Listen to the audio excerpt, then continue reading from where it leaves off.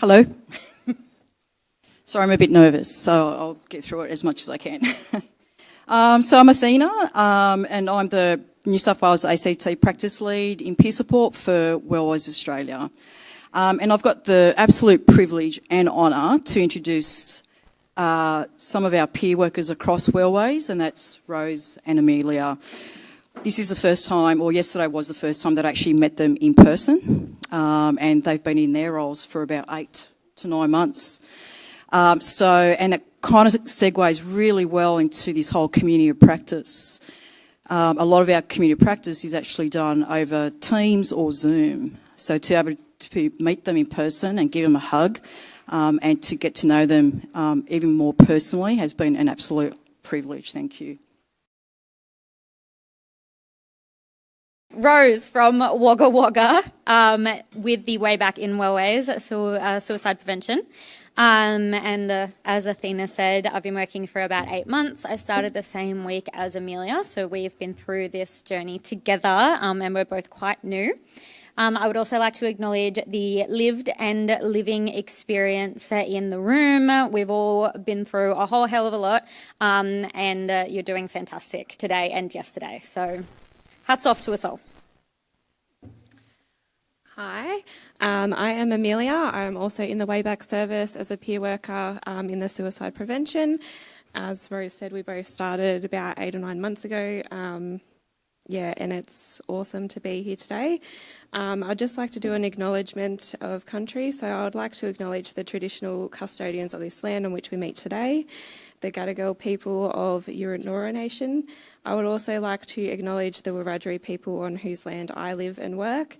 I'd like to pay my respects to the elders past, present and emerging, and extend that respect to any Aboriginal people here today, always was and always will be. Today's presentation will be informed by the National Lived Experience Peer Workforce Development Guidelines. So if you've had a chance, Google it, go on their website, and you'll be able to see some of these amazing guidelines that the National Mental Health Commission has put together. As you can see, there's quite a few indicators there for the guidelines to our National Lived Experience framework, and one of those is the communities of practice. I also just let you know that these PowerPoint presentations will be available to you after the forum. What's the purpose? Why do we do a community practice? So within Wellways, I support and guide just over 40 peer workers, and they are in designated roles across our organisation in various programs. When I was doing peer work, and I've been doing peer work for the last 10 years, we never really had a community practice, let alone what it was.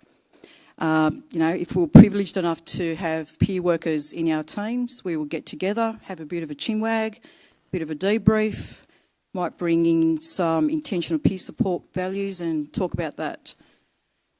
When I came into this practice lead role, I pretty much decided that, hey, we need something across the organisation. And I was in the CMO room just before lunch, and one of the peer workers said that she was quite isolated.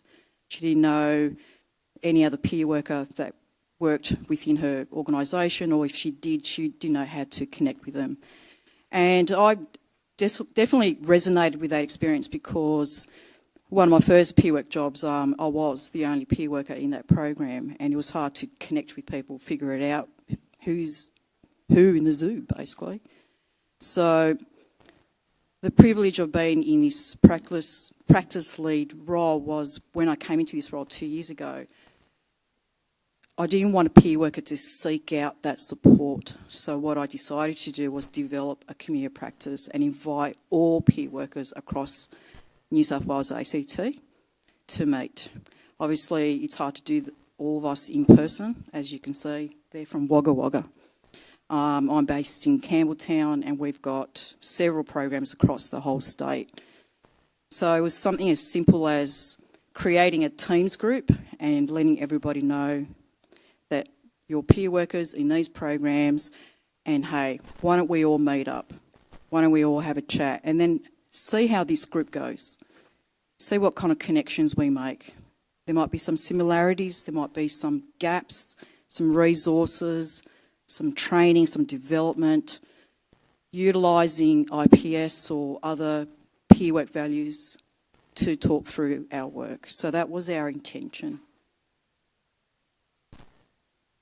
So we engage in a needs analysis. What do we need to do our job? Pursuing fidelity to our role and to the design of the service we deliver. Aiming to maintain the quality of the service we deliver. Personal and professional development. Co-reflection, one of the big things that we do. Learning from and with each other. And practicing a growth mindset. The practice itself, we are practitioners and experts in our own fields, whether it's the program we work in, whether it's the title we hold, whether it's the region or the state that we work in. We all come with different levels and types of expertise and skills. And they're also in the development and shared of our resources, our own lived experience comes into as being that resource as well. Our stories, the tools. Some programs may utilise certain tools, RAP or whatever other recovery-oriented tools they use within their work as well. And ways of addressing challenges. And we try to sustain our interaction and participation. So within Wellways, we meet once a month for 1 hour. And developing a shared narrative for our work and our practice. It's structured with group values and comfort agreements initially. It's one of the first things that we would have done when we developed the community of practice, and we continue to review that as well. So comfort agreement, what do people want to be in that room? Simply some respect, sharing the space, giving each other the opportunity to speak or discuss something that they want to bring into that agenda. We compromise on the frequency and the meeting length. And my role was also to support and guide management. So one of the initial things that I had to do was actually get their buy-in to allow and approve their peer workers to take that time away from their usual frontline work and actually join our community of practice. So it was very important that I established those kind of relationships with management. And do a bit of a spill around why we needed the community practice and what benefit it will bring to the peer worker and then back to the team itself and the program and its participants that will utilising the service.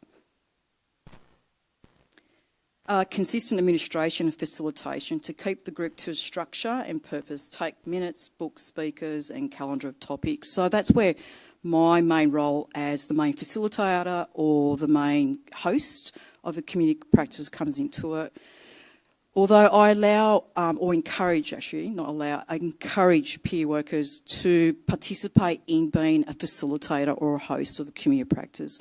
It's an opportunity for them to utilise some new skills, learn something new, looks great on a resume and just looks great for their own personal and professional growth as well. So I'm always utilising a co-host or a co-facilitator in a community practice as well. And it's always important to have that one person that could definitely navigate that whole structure. You know, sending out the invitation on the calendar, where it's going to be on Teams or Zoom or somewhere else, what the agenda items possibly may be as we're coming into that community practice as well. It's important to have at least that kind of leadership to be able to structure the community practice. It's based on the peer practice of balanced power, being trauma aware and strength based. And we utilise intentional peer support for those who have had the training. They definitely can bring in more of that into the community practice. So it's about encouraging one of the peer workers who may have done that training to utilise one of those values, connection, mutuality, worldview, or moving towards, and then facilitate some learning around what they learnt from IPS training, but then to bring it back into the group as well for those who have not done that training. And just as importantly, we utilise adult learning principles as well. We all learn in different ways. Being on a platform like Teams or Zoom could definitely create some barriers there. So we try to utilise as many tools as we can to keep that engagement and that participation. and to utilise whatever resources that we might have. So, hey, it could be a PowerPoint, it might be an activity where everyone gets talking, some ways to get them engaged. And if they want to sit back, that's okay, but at least they get something from it as well. Developing the communities of practice. So we come up with some aims and objectives, what it's all about, and it's aligned to our organisation's mission and strategic plan as well. We always try to bring in our organisation's values into those discussions. So for Wellways, honesty, acceptance, fairness, commitment and participation. Leadership, whether it's my role to help structure and to help organise the communities of practice, but also opportunity for peer workers to utilise and learn new skills and hopefully create some leadership pathway for them. Membership is really important. We invite any peer worker that works across our organisation, whether they're old school, whether they're emerging, everybody will get invited to it. The only barrier that I've come across so far is we do have quite a big cohort of part-time peer workers, so picking a date and a time has always been a bit of a struggle, but that gives us the opportunity then to think about, okay, community practice does not need to be all the peer workers across New South Wales or the organisation itself. There might be the opportunity to create smaller communities of practice within the teams or within the region, or what's external to Wellways. There might be a community practice or a network that they could also join. So there's always that opportunity to be a part of something, to have a connection with other peer workers. Strategies for strengthening our group autonomy and the activities. We have topics, we have guest speakers. We had Tim Heffernan come to one of our communities of practice. We've had Emma Paynter, who's one of our trainers for the Cert 4 mental health peer work. So she came in to do a bit of a spiel about the course itself. Yeah, I've been given the heads up of timing, and I really wanted to get Amelia and Rose involved. So I might just skip through some of these slides. You will have a copy of this. These are just some of our outcomes. So I've been able to crunch some numbers, and when I came into this role and created communities of practice, we were able to retain 95% of our peer workforce simply from engaging, feeling supported and connected. And they also have the opportunity to do one-on-one peer co-reflection with me, which is more deeper conversations and discussions around the work that they do, their practice and their development. Over to you guys.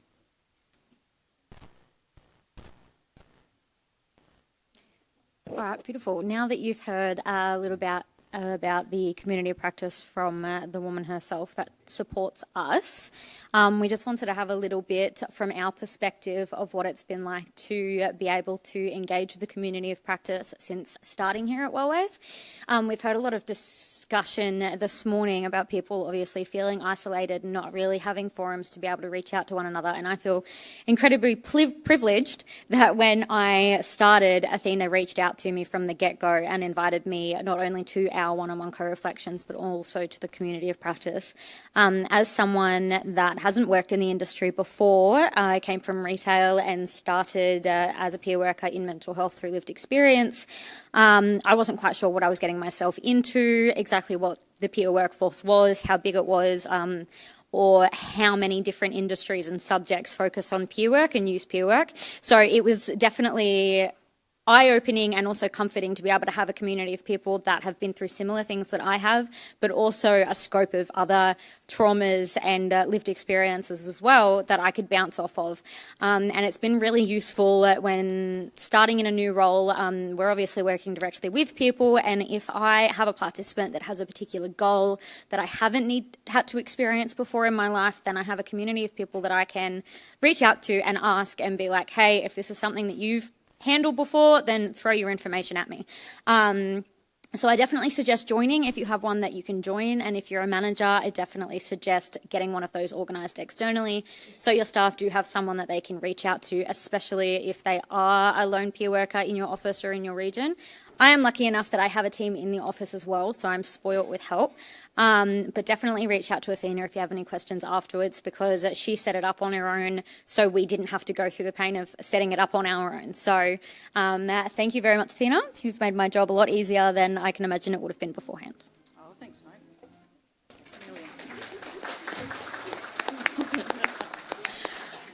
I mean, there's not really much else to add on to that, because that kind of hit the nail on the head. I think it's just really great to be able to know that there's other people out there that you may not necessarily see every day. Like, I get to see Rose every day. Just have someone, like a place to go that where we can feel comfortable and be like, share our experience, but also get everything else and all the knowledge and information that we need. Like, I never would have come to this without the community of practice, because that's exactly where we learnt from, where this forum was actually available. So, yes, Athena is amazing also. So.